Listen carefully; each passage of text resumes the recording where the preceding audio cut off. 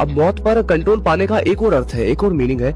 अगर आप ये समझ ले कि मौत एक नील है और उसे एक डायरेक्शन दे सकते हैं। अब ध्यान देना इस बात पे थोड़ा। अगर आप अपने सपनों को दिशा दे सकते हैं, राइट, अगर आप जान चुके हैं कि मैं अपने सपने अपने हिसाब से दे सकता हूं, इसका मतलब आप सपनों को डायरेक्शन दे सकते हैं, राइट। तो अगर आप ड्रीम्स को डायरेक्शन दे सकते हैं तो आप अपनी मौत को भी डायरेक्शन दे सकते हैं।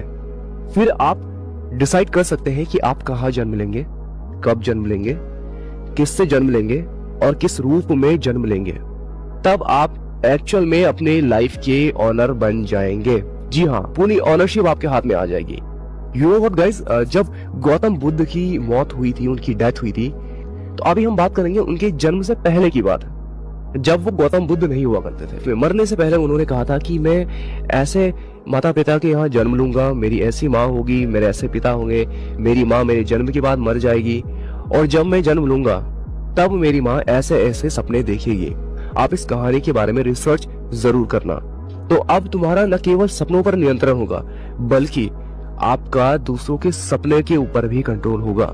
जी हाँ, तो गौतम बुद्ध ने एग्जाम्पल के तौर पर बताया कि जब मैं अपनी माँ के गर्भ में रहूंगा तो मेरी माँ ऐसे ऐसे सपने देखेगी और जब कोई व्यक्ति इस क्रम में ऐसे सपने देखेगा तो समझ लेना कि मेरा जन्म होने वाला है। और बिल्कुल यही हुआ।